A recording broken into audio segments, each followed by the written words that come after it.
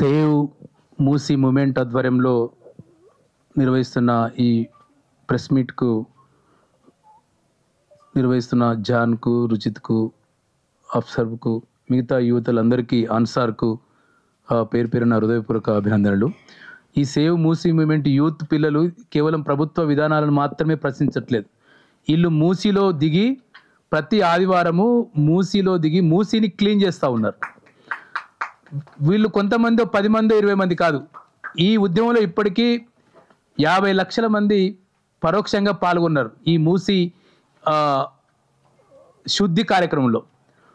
ఈ 2 సంవత్సరాల కాలంలో ఈ మూసీని అభివృద్ధి చేస్తామని చెప్తున్న ముఖ్యమంత్రి ఒక్కసారన్నా మూసీలో చెత్తేరండా, ఒక్కసారన్నా సింగిల్ టైం ఒక్కరోజన్నా ఒక్క అధికారంగా పోయిండా. ఆ నరసింహారెడ్డి రివర్ ఫ్రంట్ చైర్మన్ ఉన్నాడు ఇప్పుడు, లేదా అంతకన్నా ముందు ఇంకొక ఐఏఎస్ ఆఫీసర్ ఉండే, ఒక్కరు కూడా ఆ మూసీలో పోలేదు. ఇంకా తిరిగి సవాల్ విసిరారు ప్రతిపక్ష నాయకులకు. మీరు దమ్ముంటే మూసీకి కేటీఆర్కి సవాల్ విసిరాడు. మీ మూసీ దగ్గరికి వచ్చి నువ్వు ఉండగలవా, ఒక రాత్రి నిద్రపోగలవా? నిద్రపోయినోడు కదా చెప్పాలి, నిద్రపోయినోడు ఇంకొక నిద్రకు రమ్మని చెప్పాలి. కానీ ఒక్కసారి రేవంత్ రెడ్డి నిద్రపోలేదు, ఒక్కసారి కిషన్ రెడ్డి నిద్రపోలేదు, ఒక్కసారి కేటీఆర్ నిద్రపోలేదు.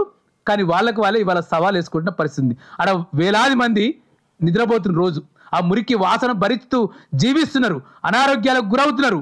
వాళ్ళతో ముచ్చట పెట్టినోడు, చర్చించినోడు ఈ మూసీ రివర్ ఫ్రంట్ మూసీ అభివృద్ధి ఎట్లా వచ్చింది? నువ్వు ఎన్నికల మేనిఫెస్టో ఇక్కడ చెప్పావా? ఇది దోపిడీ చేయడానికి వచ్చేది.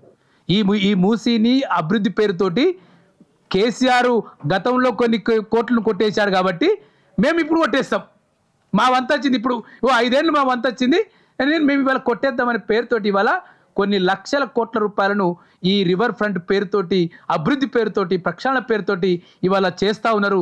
దీన్ని ప్రజా సంఘాల తరఫున నిర్బద్ధంగా తిరస్కరిస్తూ ఉన్నాము. నిజంగానే నీవు మూసీని సుందరీకరణ చేస్తే, మూసీ శుద్ధి చేయడానికి నువ్వు ఇప్పటివరకు ఏం చేసినావు? 2 సంవత్సరాల కాలంలో, 2 సంవత్సరాలు దాటి 3వ సంవత్సరంలోకి నీ ప్రభుత్వం అడుగు పెడతా ఉంది. ఈ టైంలో ఒక్క దగ్గర నువ్వు ఈ మూసీలోకి ఒక మురికి నీరు రాకుండా ఆపావా? ఈ మూసీలోకి కాలుష్య నీరు రాకుండా నువ్వేమైనా చర్యలు తీసుకున్నావా? ఎక్కడైనా FTL పెట్టావా? ఒక్క పని కూడా చేయలేదు. కానీ 2.5 సంవత్సరాలుగా మూసీని మురిపిస్తూ ఉన్నాడు. మురిపిస్తూ అక్కడ నివసిస్తున్న శంకర్ నగర్లో, వినాయక్ నగర్లో నివసిస్తున్న 400 కుటుంబాల ఇన్నర్ కూల్చేశాడు. నిరుపేద ముస్లింలు, నిరుపేద దళితులు, నిరుపేద బహుజనులు, నిరుపేదలు, రోజు గృహ కార్మికులు ఇళ్లలో పనిచేసుకుంటోళ్ళు, లేదు మేస్త్రీలుగా పనిచేసుకుంటోళ్ళు, లేదు అక్కడ షాపులలో పనిచేసుకుంటోళ్ళు, వాళ్ళందరూ ఇన్నర్ కూల్చేసి మలక్పేటలో ఎక్కడో కొంతమందికి డబుల్ బెడ్రూమ్ ఇచ్చి చేతులు దులుపుకున్నారు. ఈ ముస్లిం కుటుంబాలు మనం చూస్తాం, ఒక ఇంట్లో 4-5 కుటుంబాలు సంసారం చేస్తుంటాయి. కానీ అందరు కలిసి ఒకే డబుల్ బెడ్రూమ్ ఇస్తే ఎక్కడ సరిపోద్ది వాళ్ళకు? ఎక్కడుంటారు? మూసి ఓపెన్ జాగాలో నిద్రిస్తున్న వాళ్ళు. కానీ వాళ్ళ మొత్తం ఒక జీవించే హక్కుని ఇవాళ రేవంత్ రెడ్డి ప్రభుత్వము మొత్తం కాలు రాసిన పరిస్థితి ఉంది. కాబట్టి ముఖ్యమంత్రికి చెప్తా ఉన్నాం, నీ కలల పండుగ లేదు, నీ రైజింగ్ నీ తెలంగాణ రైజింగ్ గ్లోబల్ సమ్మిట్లో నువ్వు విజన్ డాక్యుమెంట్ చెప్పావు కదా, ఈ విజన్ డాక్యుమెంట్ ఎవరితో చర్చించి చేశావు? విజన్ డాక్యుమెంట్, ఈ విజన్ డాక్యుమెంట్లో తెలంగాణ మేధావులు పాల్గొన్నారా? ఒక్క తెలంగాణ మేధావి పేరు చెప్పు. విజన్ డాక్యుమెంట్లో అరువు తెచ్చుకున్నావు కొరియా నుంచో, ఇంకో వేరు దేశాల నుంచి, వేరు రాష్ట్రాల నుంచి వచ్చిన మేధావులు తెలంగాణ గురించి మాట్లాడుతారు. కానీ ప్రత్యేక తెలంగాణ కోసం కొట్లానే మేధావులు కానీ, ప్రత్యేక తెలంగాణ కోసం జైలుకోయిన మేధావులు కానీ ఈ తెలంగాణ విజన్ డాక్యుమెంట్లో లేరు, తెలంగాణ గ్లోబల్ సమ్మిట్లో లేరు. ఇది తెలంగాణ గ్లోబల్ సమ్మిట్ కాదు, ఇది ఒక స్కామ్ సమ్మిట్. డబ్బులే లేవు కదా నీ దగ్గర నయా పైసలు లేవు కదా, జీతాలు ఇవ్వడానికి డబ్బులు లేవు కదా, ఎన్ని 100 కోట్లు ఖర్చు పెట్టావు చెప్పు. నువ్వు వాళ్ళ పత్రికలకు, మీడియాలకు పెద్ద ఎత్తున అడ్వర్టైజ్మెంట్ ఇచ్చావు. ఒక్కొక్క అడ్వర్టైజ్మెంట్ ఖర్చు ఎంత? అడ్వర్టైజ్మెంట్ నువ్వు ఏం పేర్కొన్నావు? అడ్వర్టైజ్మెంట్లో మొత్తం నువ్వు వాణిజ్యము, వ్యాపారం గురించే మాట్లాడావు. ప్రజల ఉపాధి సంగతి ఏంది? అక్కడ గృహ కార్మికుల సంగతి ఏంది? అక్కడ పనిచేస్తున్న మొత్తం అసంఘటిత రంగ కార్మికుల కోసం నేను ఏం ఉపాధిని అష్యూర్ చేశావా నువ్వు? మూసీ నది చుట్టూ నివసిస్తున్న పేదలు నగరం మీద ఆధారపడి బతుకుతున్నారు. వారి ఉపాధి గురించి నీ విజన్ డాక్యుమెంట్లు ఎక్కడ కూడా ప్రస్తావించలేదు. వాళ్ళు నిన్న మేధావులు అదే చెప్పారు. వాటర్ మ్యాన్గా పేరొందిన రాజేంద్ర సింగ్ లాంటి మేధావులు కూడా నిన్న గ్లోబల్ సమ్మిట్లో చెప్పారు, ఈ మూసీ డెవలప్మెంట్ అంటే మూసీ పునర్జీవనం కావాలి. మూసీ పునర్జీవనం ఏంటి? నది ప్రవహించాలి, నది ప్రజలకు ఉపయోగపడాలి. శ్రీశైలం అని వచ్చాడు, ఇవాళ కింది భాగం మొత్తము అక్కడ వ్యవసాయం చేస్తే తాగడానికి నీళ్ళు ఒకప్పుడు మూసిలో నీళ్లు తాగిండ్రు, మూసిలో పశువులు తాగి బతికినాయి. కానీ ఇవాళ అవేమి కాకుండా ఇవాళ మూసి నీళ్ళు ముట్టుకుంటే రోగాలు వచ్చే పరిస్థితికి వచ్చింది.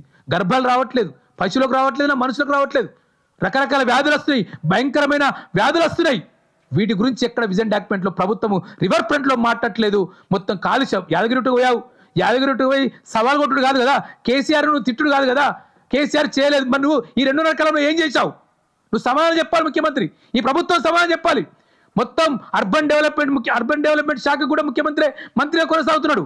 కాబట్టి అర్బన్ పాలసీ వల్ల లేదు. అర్బన్ పాలసీ ప్రజల కేంద్రంగా పాలసీ ఉండాలి. అక్కడ మూసి చుట్టూ నివసిస్తున్న ప్రజలు వాళ్ళందరితో నువ్వు చర్చ పెట్టు. భూసేకరణ చేస్తాడ, ఎక్కడికి భూసేకరణ చేస్తావు? అక్కడ మొత్తం పెద్దలు వదిలి, రియల్ ఎస్టేట్ వ్యాపారులను వదిలి, ఆ మూసిని కబ్జా చేస్తున్న పెట్టుబడిదారులను, కంపెనీలను, వ్యాపారులు వదిలి నిరుపేద ఇల్లు కూల్చేస్తావా నువ్వు? ఇదేనా తెలంగాణ మోడల్? తెలంగాణ మోడల్ అంటే ప్రజల హక్కులు కాపాడాలి కదా. తెలంగాణ మోడల్ అంటే రాజ్యాంగం ఇచ్చిన హక్కులు కాపాడాలి. ఇవి హక్కులు కాపాడకుండా మొత్తం ఒక నియంత్రిత పాలన ఇవాళ కొనసాగుతుంది తెలంగాణలో. మేము చెప్పిందే నడవాలి, నువ్వు చెప్పింది నడవదు. తెలంగాణ ఒప్పుకోదు. తెలంగాణ ఇలాంటి చాలా మంది బచ్చేగాలను చూసింది, చిన్నలను చూసింది, పెద్దలను చూసింది. తెలంగాణ తన అస్తిత్వాన్ని తానే రూపొందించుకున్నది. పిట్టల శ్రీశైలం లాంటి నాయకులు పుడుతూ ఉంటారు. ఈ మూసి ఉద్యమాన్ని 20-30 ఏళ్ళ నుంచి ఆ మూసితో పెనవేసుకొని ఆ మూసి నది యొక్క ప్రజలకు ఉపయోగపడాలి. కాలుష్య కారణం నుంచి విముక్తి కావాలి, ప్రజల రోగాల నుంచి, భయంకరమైన వ్యాధుల నుంచి విముక్తి కావాలని చెప్పి ఒక పెద్ద ఎత్తున కనిపించని ఉద్యమం నడుస్తుంది. తన జర్నలిస్ట్ ఉద్యోగాన్ని కూడా మానేసి ఇదే ఒక పెద్ద పనిగా ఇవాళ చేస్తా ఉన్నాడు. శ్రీశైలం లాంటి వాళ్ళు, అన్నవాళ్ళు అనేక మంది ఈ పోరాటంలో ఉన్నారు. ముఖ్యమంత్రి తెలుసుకోవాల్సింది, మేము ముఖ్యమంత్రి కూడా చెప్తున్నాం, నువ్వు చక్కగా వచ్చి అక్కడ విజనల్ అయిపోతుంది కదా, నిన్న అయిపోయిందా ఉంది, ఇంకా అయిపోతే ఇవాళ వచ్చి ఆ మూసిలో దిగు. నువ్వు ఫుట్బాల్ ఆడుతున్నావు కదా, ఆ రైజింగ్ లో ఇక్కడ చెత్తతో ఫుట్బాల్ ఆడు. ఇక్కడ నీ దానకిషోర్, ఇక్కడ నీ నరసింహారెడ్డిని, ఇక్కడ నీ ప్రిన్సిపల్ సెక్రటరీ, చీఫ్ సెక్రటరీ రామకృష్ణరావును దించు, నీ జిల్లా కలెక్టర్ దాసరి హరిచంద్రను దించు, మూసిలో దించి మూసిని శుద్ధి చేయి. మా పిల్లలు రుచిత్ దిగాడు, జాన్ దిగాడు, ఈ అబ్బాయిలు దిగాడు, చాలా మంది అమ్మాయిలు దిగారు, మూసిని క్లీన్ చేస్తా ఉన్నారు. వాళ్ళు ఒక సామాజిక బాధ్యత చేస్తా ఉన్నారు. నీ దగ్గర సామాజిక బాధ్యత లేదు, యూత్ దగ్గర సామాజిక బాధ్యత ఉంది. ఆ పోస్టర్ మనం కూడా రిలీజ్ చేద్దాం. అంటే మూసిని సంరక్షించుకుందాం. ఇంతకుముందు పెద్దలు చెప్పినట్టు మూసి సుందరీకరణ కాదు, మూసి శుద్ధి కావాలి. మూసి ఒక ప్రజల ప్రయోజనాల కోసం కావాలి, పెట్టుబడిదారుల కోసం, రియల్ ఎస్టేట్ వ్యాపారుల కోసం, రాజకీయ నాయకుల కోసం, మంత్రులకు కోట్ల ప్రాజెక్టు కాదు, ఇది పేద ప్రజల ప్రాజెక్టుగా మారాలని మేము కోరుతాం. Thank you.